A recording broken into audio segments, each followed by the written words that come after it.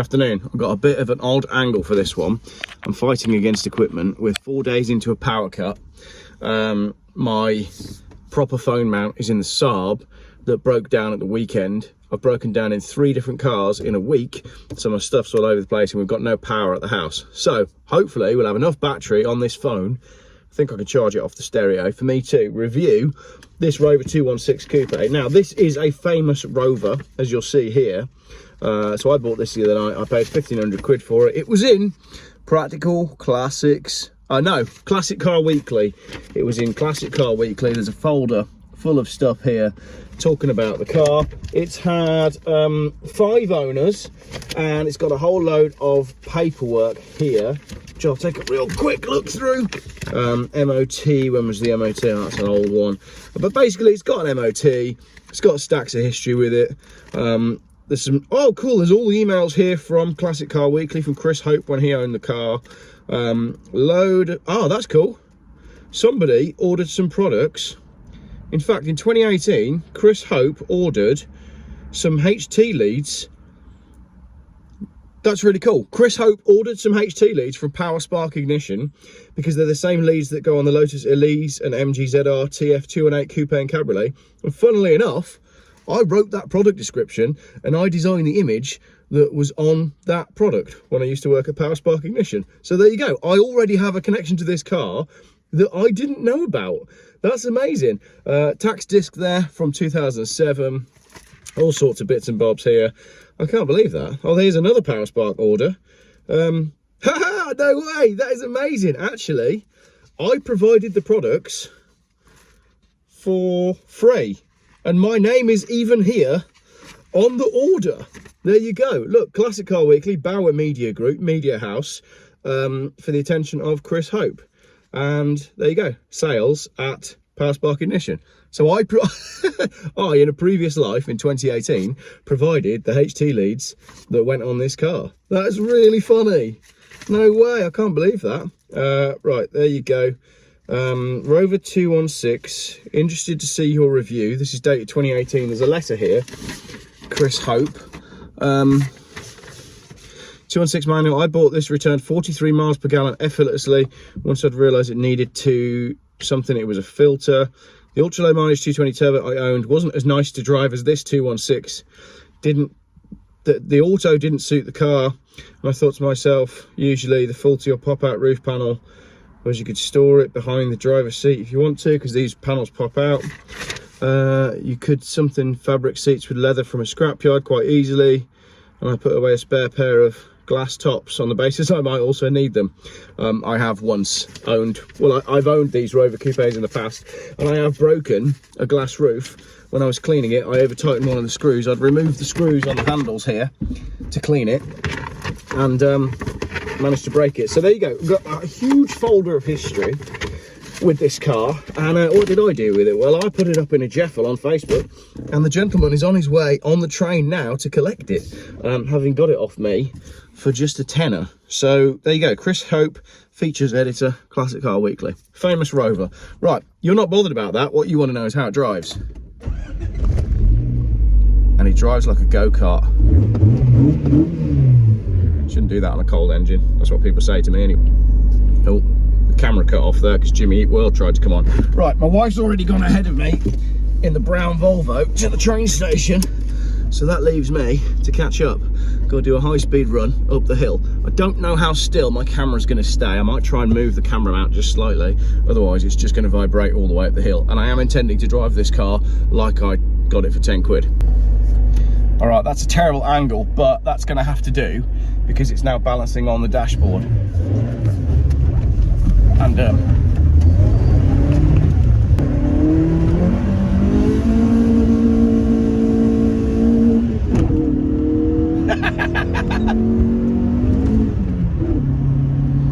yeah, Chris, you're going to want to put, oh, it is fun.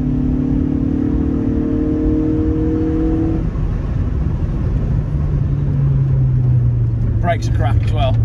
Oh, but it handles.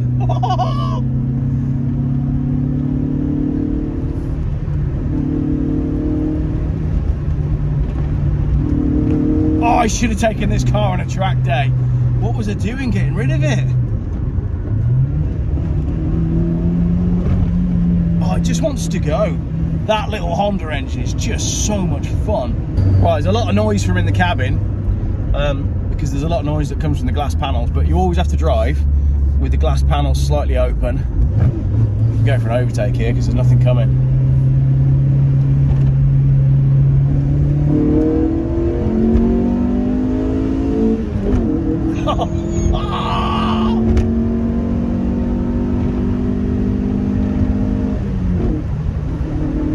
It's just like the throttle response is instant.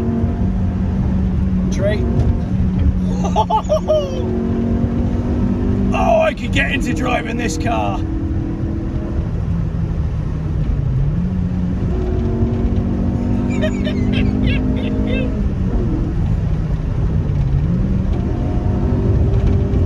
Oh, there's a van pulled out. Oh, absolutely 100%.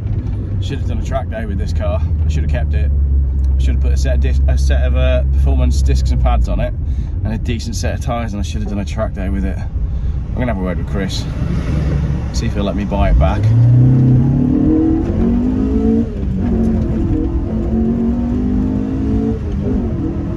Oh my gosh, this is one of the most fun cars I've ever driven, and I've actually driven some pretty cool cars.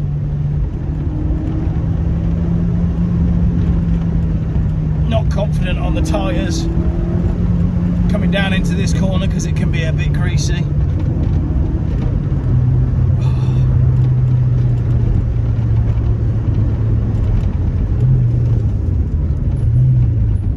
Oh, I love it. It's a little hooligan mobile. What a great engine.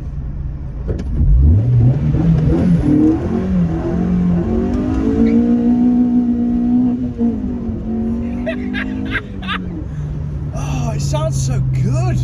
So basically the Rover Coupe was a bit of an odd one from Rover because it was competing against the Vauxhall Calibra back in the days when you could actually buy a coupe. You can't buy coupe cars anymore, and I appreciate that my camera is only focusing on my steering wheel right now, but there's not a great deal that I can do about that. Now I have a connection to Rover Coupes because back when we were kids, my dad and my Uncle Martin was like my dad's best friend and then my dad's best man. And Martin would always come down to Birmingham from York, I think he lived, for the motor show, the proper motor show at the NEC. And Martin loved his cars. And Martin, I think it must have been at the motor show, put his name down to buy one of these. And he had a grey metallic Rover Coupe that he loved and cherished, and it was extremely low mileage. But sadly, it was lost to a flood.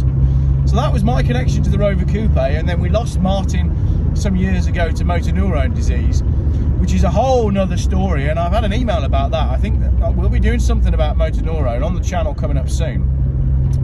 But I've always had a connection to the Rover Coupe because my dad used to laugh at Martin for having such a love of Rovers, and Martin said, no, the Coupe, that's the one to have. And he's not wrong. It's a great little car. It really is. So I always respected Martin for choosing the Rover Coupe, and I always wanted one. So I've owned two of these before, and I always keep an eye on them on Facebook Marketplace and eBay. So the fact that I was able to buy this car at the pub at the moment when I needed a car just made things better.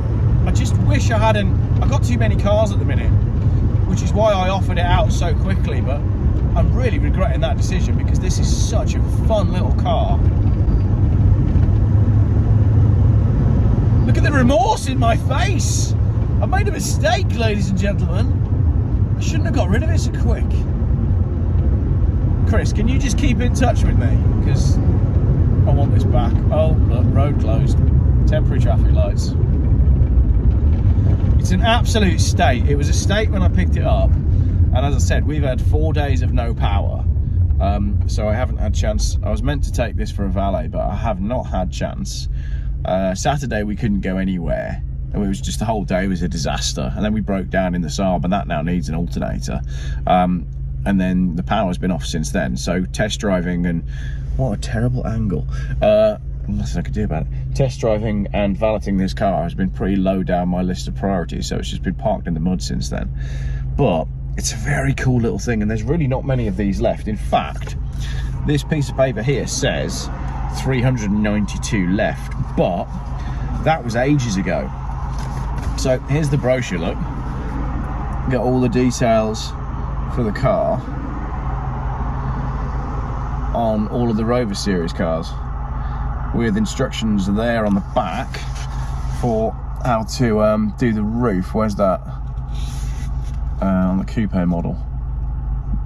There. So the panels can be removed completely, and then you can put them in the boot. But as I said, what I would recommend is never ever over tighten the nuts on these handles, because I'm telling you now, it breaks into, genuinely, this is not an exaggeration, 1 million pieces. This is such a nice little car. It just wants some love, it wants cleaning up. I mean, the paintwork is terrible, so I'll try and show you when we get to the station. So I would either, do you know what I'd do? I'd hand paint it. I'd just sand it down and do a hand paint job on it. Don't paint a hand job on it. Do a hand paint job and do something cool. Give it a racing number. Make it a track car, like a fast road track car. I reckon that's what needs to be done to this. I love the fact that I am in the service history as the salesperson who provided the HT leads 6 years ago. How funny is that? Love it. Hopefully this traffic will clear and I can really use the car. I don't think it will. I'm stuck behind an L322 Range Rover, and there's not much point filming forwards because it needs a set of wipers. I'll try. Oh no, we're actually stuck behind a Porsche, to be fair. We are in a 40. There's Range Rovers everywhere. The one in front and the one behind that just went past, they're both on trade plates. So people are buying Range Rovers like nobody's business. The other problem with this car is it's very low geared. That's why it's so much fun in the twisties, but only at relatively low speeds. So when I was cruising along there, we were touching 70 mile an hour. I'm doing 3 and a bit thousand RPM, which means at motorway speeds, this engine is just screaming. So very much a fun little low geared track day car. The gear change is really nice. The handling is lovely. The driving position's great. The seats are like quite buckety. I like to go forward a little bit. I genuinely just feel like I'm driving a go-kart. It needs the tracking doing, and it wants a set of tyres, and like I said, there's that terrible paint job, and I would do drilled, grooved, vented, something, whatever, dimpled front brakes on it, probably from Mintex, with a decent set of pads, and you'd have a real fun little car in your hands there for very little money. Yeah, I'm a big fan. Right, flooding.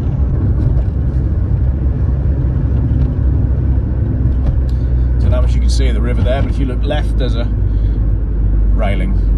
Not a lot to be seen. There's a caravan park there that used to be a caravan park, but it's now completely flooded. There's an abandoned speedboat there as well. I once got offered a speedboat project for free.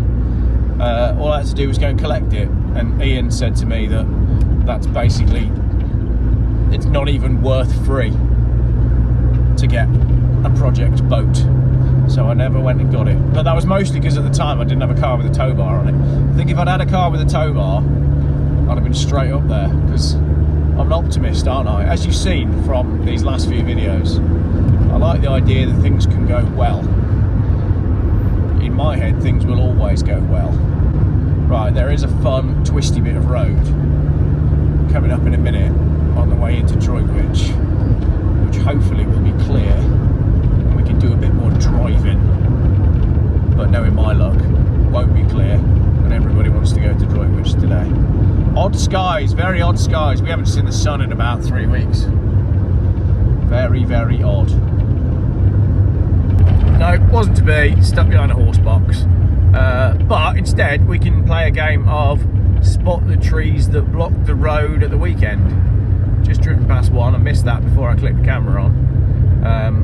But yeah, Worcestershire seemed to get hit really hard by this storm, hence we've been without power for 4 days. And actually, after I've dropped this car at the train station, we're going to, well, we're going to the gym actually, so we can all have showers, and then we are buying a generator, because we've reached the point where the freezer is starting to be compromised, and thankfully two things. There wasn't a huge amount of food in the freezer anyway, but we had done a big raw milk order the week before that was frozen. So we had, I don't know, 20 litres of rock hard frozen solid raw milk in the freezer, which was keeping the freezer, the rest of the freezer, colder for longer, because a freezer is much more efficient when it's full. And as I said, it was mostly full of ice, iced milk. So yeah, but today we've reached the point where it's no fun now. The power people basically said on Saturday that the electric would be on at 6 p.m. So you think, oh great, we can last until then. And then it was 11 a.m. Sunday, and then it was 6 p.m. Sunday, then it was 6 p.m. Monday. We're now into Tuesday, and they're saying 9 p.m. tonight. But I'm not really holding out any hope. We're one of the last properties to be without power around here. There's about 15 properties left that are still without power. So it has been interesting, but I will be doing a video on what we got up to and the devices that we've been using. You know, we've got a log fire, which is lovely, and we've got a good supply of wood. We've got a gas stove. So other than that,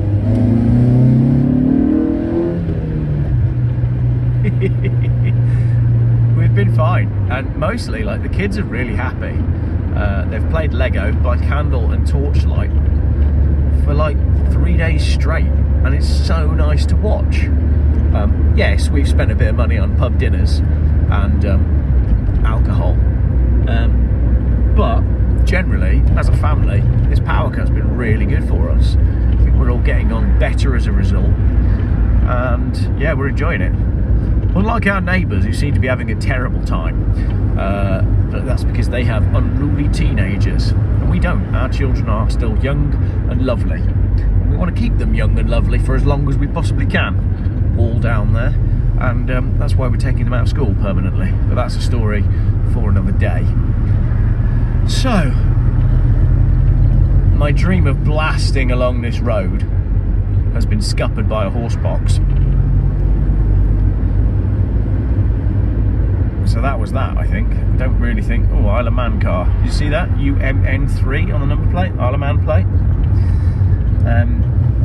Yeah, so I don't think... Can you get around road tax by just registering your car on the Isle of Man? It's like the oldest trick in the book, innit? Just export your car and then don't pay any road tax and hope you don't get caught. I'm not advocating or advising that that's what you should do, but we are reaching a point where people are going to be starting taking desperate measures, especially as Sadiq Khan, the anti-motorist, anti-Londoner, anti-white mayor of London, is about to be given a knighthood.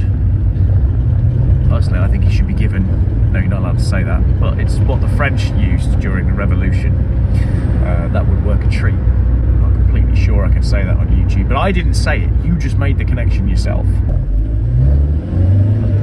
Come on, everybody get out of the way. Nobody ever gets out of the way when you want them to, do they? They always go in the same direction you are when you want to get somewhere in a hurry. Oh, this car's just so fun. I should sack it all off right now and go to Donington Park. But no, we're in a 40 zone.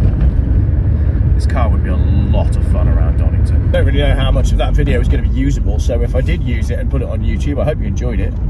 Are you seeing more Christmas tree signs than ever before? It just seems like these days everybody is buying Christmas trees. Not those guys. An emergency Christmas tree. Oh look, there's another Ringway lorry here waiting to close another road. Tell you what, I hope the Ringway boys get a Christmas bonus this year, because Ringway, who are the company that Worcestershire Council contracted to all the road closures, they've probably been one of the busiest companies in the country. So if you work for Ringway closing roads, make sure you get a good sized Christmas bonus, because I've seen you boys closing more roads than ever this year. So yeah, you should be getting a healthy slice of the taxpayer funded money that's coming your way. I made a phone call once in some roadworks because I was so sick of roads being closed, and I was told that Ringway, who are this Worcestershire based company, they are so busy they haven't got enough wagons to close all the roads that the council have asked them to close.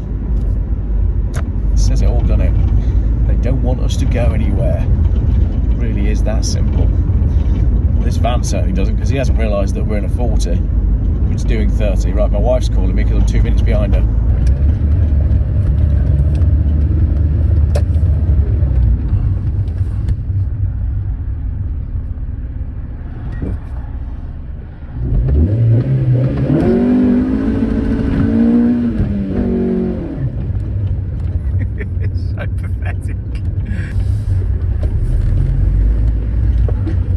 you're there. Sweet. I've just been abusing your car. Mate, this car is so much fun. It's ridiculous. Where's he going? Right, so Chris is there, and Chris says that after Googling the number plate as well, it was on a previous YouTube channel. Yeah. So there's some more to the story of this car. I'll very quickly show you the outside. I'm not going to show you much because it's time for me to get going and Chris wants to get back home. I'll show you the aesthetics though.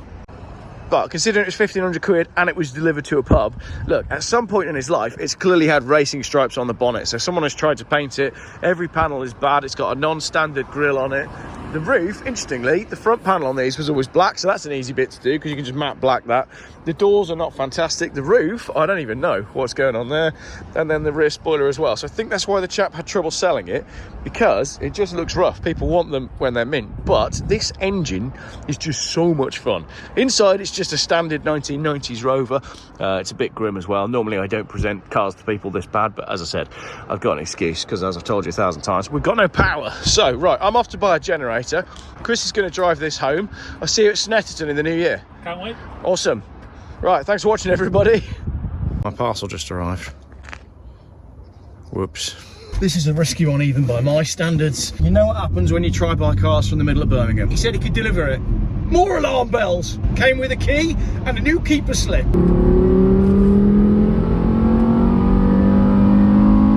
Oh no, the oil light's back on. It doesn't sound quite right. Let's put Supreme in. Really give the car a chance. My key is not coming out the ignition again. I hit it with a hat. Found Ian from Cherished. I found coffee. It's not dropping down into first gear. Is that my car? That sounds like a shell picking up. Well, that means your engine's about to lock up. This is the thing, right? I volunteered to drive for this day so we could get some errands run, but then I turned it into a Top Gear challenge for YouTube, and Ian wasn't aware that I was doing that side of things. I'd be coming off at the next junction. Good, that gives me time to start braking. Never seen a man so worried. It's got loads of oil in it. Oh man, you need to be so gentle with this car. What a heat! You can see in your face, your confidence is gone. It's gone from, this is going to make great content, this is going to do really well, da da da da, to, you know what? I've made a bad choice there. I don't want to admit it. Right, we've made it to the destination. Can't quite fit an Opel Monza rear glass tailgate in a Volvo V70. It was close, but you need to split them in two. What size screwdriver is that? Not everything needs to go on social media. 50's nice. 50's fine, yeah. 50's one of my favourite speed limits. Even I am now in agreement that this car is not driving home. Pointed it. Can you take Jeff Buy's cars home this evening? No, it's gone.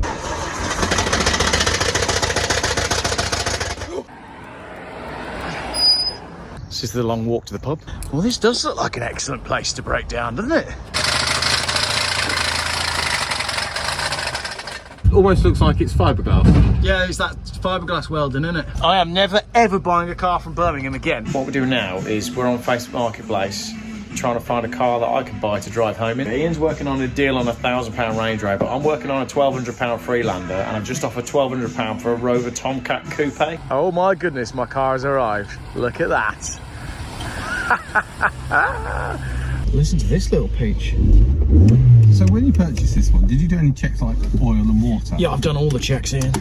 You haven't done any, have you? No. They know 1600. Yeah.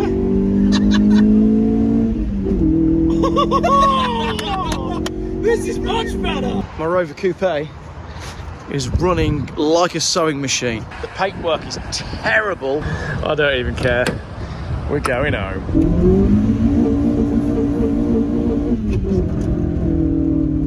We're on home turf now.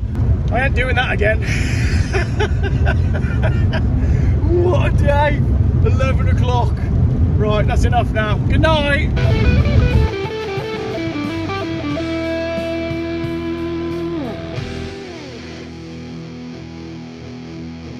The suspension work on it was way overdue and desperately needed, and it transformed its handling. It drives so much better. It's a bit stiff now because it's on lowering H&R lowering springs, and it's mainly very stiff at the back because I spent the extra money and had all of the rear bushes changed. Yeah. Which, to anyone who's ever worked on back of one of these, is about 400 bushes. So the reason it ended up like this then was? After having the timing belt corrected, which has been a problem with this car for probably a good few years. Yeah. It's been running with people kept putting the timing belt on in the wrong place. How, I'm not so sure, because there are marks and everything there already for you. Yeah. But they kept putting the belt on 1 to 2 teeth out, which is not enough to bend valves. It will run like that, but it meant you could never do the ignition timing. No. So when I had when I first got it, the ignition timing was so far off that it would misfire and fart and stumble if you were when it was cold. And then when it warmed up, it would still be missing every now and again, and it was as flat as anything. It had absolutely zero power. Yeah. You had to rev the nuts off of it just to get it to do very much at all. And I mean, I know it's not a fast car, but it was drastically slow. And it was suffering in... It didn't even have to be as warm as it is today, 28 degrees. You could get this thing to start pinking at anything above 18, 19 degrees ambient temp. Yeah. So it would start pinging itself to death when it got to about 2,000 RPM. When I booked it in for the engine work to have the timing belt corrected and a clutch and various other bits done to it, because the engine was mostly in pieces, Yeah. and had the subframe changed, it was correct the timing belt and fingers crossed it'll be all right. And for the first sort of 100 miles, it seemed all right. Yeah. It was way, way more powerful. Oh, the power was back just from being in it, Yeah, wasn't you it? kind of realised how unbelievably weak it was when Yeah. it came back. Even with a 115 breaker standard, you were losing probably 20 or 30 brake out of that. Yeah. And it was drastically down on power. And it was way better. I did change the manifold so that it had got because part of it running very hot and very lean, which was the pinging, was it cracked the manifold. Yeah. Not a good sign to show it, but it ended up with, I think out the box of bits. Yeah. So this is the new one, isn't So it? it ended up with a stainless It's very nice, actually. 4 into 2 into 1 under the car, Yeah. which was cheaper than actually getting the gaskets to put the original one back on Yeah. at the time. That made quite a bit. It seems to make quite a bit of difference. Helped the torque a little bit, but with all the other things that were wrong with it, it was probably a mixture of both. Until it started, probably about 100 miles in, I could smell oil. And Yeah. I was like, okay, that's a bit strange. Hadn't really noticed too much about it. And then doing my journey is very lots of 60 mile an hour, stop at around about 60 mile in very short succession. Yeah. And it proceeded over the course of the same week to just start burning all of its sump. Yeah. Every time you would go from 60 to 0 and then pull away again, clouds of blue smoke out the back of it. And it was originally a company car, wasn't it? Yes. If we sort of pan down, you'll see, because we had the number plates redone. Lex, who were quite famous back in the 90s for company cars, so... Yeah, I know its story right back to probably its first owner. Yeah. And it was for a company car. They drove it, and they drove it for 2 years as usually, well, whatever happened for their particular lease plans, and then they got offered to buy it. So they bought it, ran it for probably a year or two, and then it went off to an auction or wherever they sold it to, auctioned it off, and then it probably had a haircut at that point, because the mileage inside does not level. When you look across the gauge, you can tell it's been apart because you can see the numbers don't quite line. They're not, they should be pretty much straight on the odometer, shouldn't they? Yeah, so it's been fiddled with. It's not surprising. Everything from the 90s and 80s, late 80s was shaved at some point, very likely. So likelihood is it might have done another 100,000 on top of what it's done now. It was probably on 100, and if you guess, you could be anywhere. The state of the engine inside is actually pretty clean. Yeah. I think most of the damage has been done past 2 or 3 years when this timing belt shenanigans have been going on. Yeah, you could be up 150,000 this car's really done, which would explain why the bushes were so tired. And anyway, the interior's worn pretty well, so you don't sort of see it from the interior-wise, do you? Yeah, you get the luckiness in this thing of Rover's seat fabric was actually very good. And this being a very low-spec model, because it's a 216, means it hasn't got very much in the way of fanciness in it. So the steering wheel isn't leather. Yeah. So it's just a hard plastic sports wheel, as they called it. And it wears quite well. And the gear stick is as hard as plastic to man. So it's never going to wear.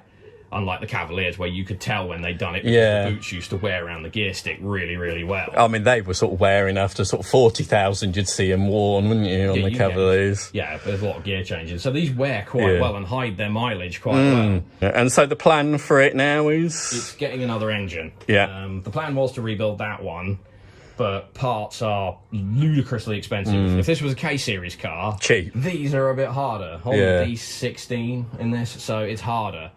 You can get them, but it's expensive. Like, a head gasket, complete set, engine head gasket set with bolts for a K-Series is like 60, 70 quid. I could barely even find a head gasket set for this for less than 200 Yeah. at the time. And that was with no bolts. The bolts were another 55 quid on top of that. If I can get another engine and rebuild that one, because I really do need this car back. Yeah, yeah. And I can get it to go in and it will be running fine, then it's worth it for the time being, because this year it's going for its pain. I've spent loads of money on it. Yeah. That probably somebody would have told me was a bandit, and I should have just gone out and bought a turbo. But yeah, as much as I like the turbos, and of course it's the holy grail of one of these, Yeah. to have a 220 turbo. This one is plenty quick enough for what it needs to be. Yeah. The handling is great because it's light, so you can have real fun with it. You don't need massive amounts of power to have fun with it. No. And it does 40 miles per gallon everywhere it went. So, engine transplant for this then coming in the near future. Yeah, an engine's been procured for it, so just got to arrange getting time to go and pick it up, and then I've got a whole engine, gearbox, drive shaft. Yeah. Basically the whole front end of another car to go in it, and it's a slight change to Yeah. this car, so... Still the Honda 1.6, Yes, but... it's what would effectively be a 216 GTI. Yeah. So a twin cammer rather than a single cam. Same engine almost. Yeah. A little bit more boost in power, but exactly the same. So had the opportunity for it for a really decent price. Yeah. Supposedly out of a 93,000 mile car, so 25,000 less than this. So it should be suffice. But the car suffered with lack appeal. So Yeah. I thought it was a good idea to paint it with rattle cans on a sunny day. Wasn't a good idea. Yeah. It's just what happens. Okay, and then if you remember the early pictures you've seen probably of this on the channel where it had the white stripes over it and somebody had tried to sort of Ford RS it. Yeah, it didn't work. It didn't really work very well. No, it didn't work very well. But I mean, yeah, fair enough. Someone messed with it. It was what happened to it. It's going to get painted and it'll look back how it's supposed to look, and it's not going for a restoration quality because it's a daily driver. Yeah. Just not 9 different shades of blue.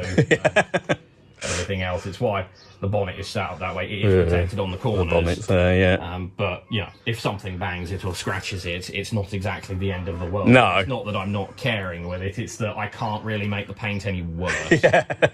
If bits of it have fallen off in the sun because it's just blistered in places and you can flick it off with your fingers or come off when you're driving. So Yeah. it's not a case of neglecting it. It's just that's kind of, you can't really make that paint any worse without Yeah. Yeah.